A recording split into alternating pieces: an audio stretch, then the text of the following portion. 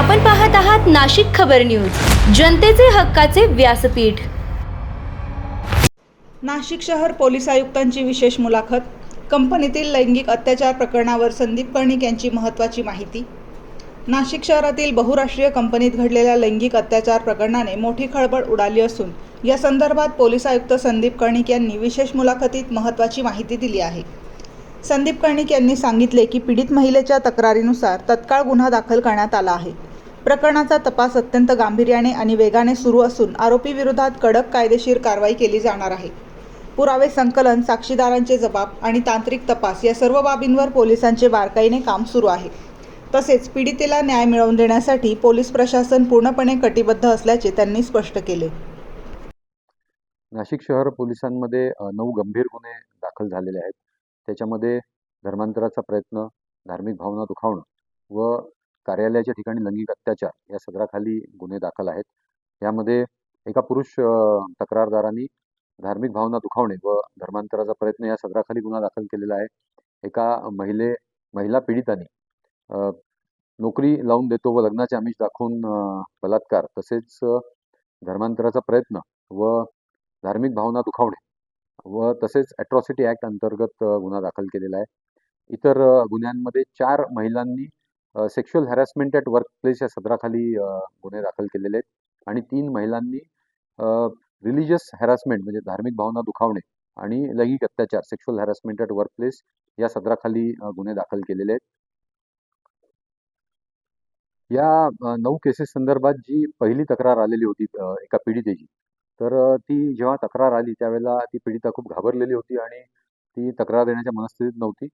तर पोलिसांनी तिचं कॉन्फिडन्स तिला काउन्सिलिंग केलेलं आहे आणि तिला धीर दिलेला आहे। त्यानंतर तिने तक्रार दाखल केली।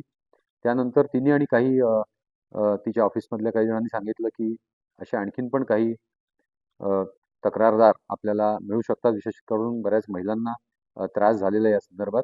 तर त्यावेळेला आमचे नाशिक पोलीसचे जे महिला अधिकारी अंमलदार जे आहेत त्या प्लेन क्लोथ्समध्ये त्या कार्यालयामध्ये गेलेल्या होत्या आणि त्यांनी सर्व त्या ठिकाणच्या महिलांना भेटून त्यांना धीर देणं, काउन्सिलिंग करणं आणि त्यांची काही तक्रार असेल तर पोलीस कारवाई करतील, आपण काळजी करू नका, अशा प्रकारचं त्यांना धीर देऊन त्यांचं मनोबल वाढवलेलं होतं आणि त्यानंतर या तक्रारी दाखल झालेल्या आहेत। केसेसमध्ये 9 आरोपी आहेत। 9 आरोपीमध्ये 2 महिला आरोपी आणि 7 पुरुष आरोपी आहेत आणि ह्या जे 7 पुरुष आरोपी आहेत ते सर्वच केसमध्ये एकमेकाबरोबर सह आरोपी आहेत। त्यामुळे यांचं एक ऑर्गनाइज्ड ग्रुप झाल्याचं या कार्यालयामध्ये आपल्याला दिसून येतं।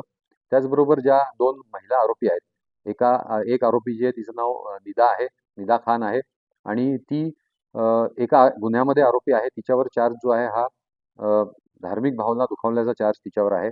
त्याचबरोबर जी त्यांची ऑपरेशन्स आणि HR बघणारी जी मॅनेजर आहे अश्विनी चैनानी, तर हिच्यावर पण एका गुन्ह्यामध्ये हिच्यावर आरोप आहेत की तिने ज्यावेळेला या पीडित महिला तिच्याकडे गेलेली होती त्यावेळेला तिने पीडित महिलेला न्याय न देता हे जे काही आरोपी आहेत तर त्यांना पाठीशी घातलं।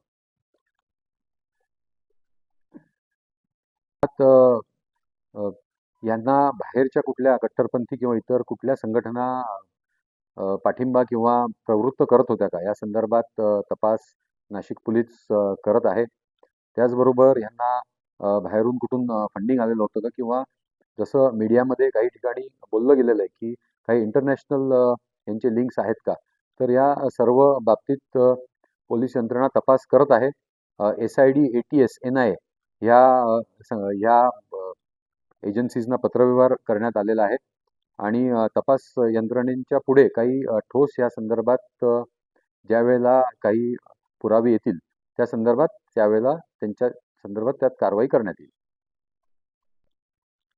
या पहिल्या तक्रारीमध्ये जे पीडित आहे तिला जो आरोपी आहे तो एका रिसॉर्टला घेऊन गेल्याचं तिने सांगितलेलं होतं।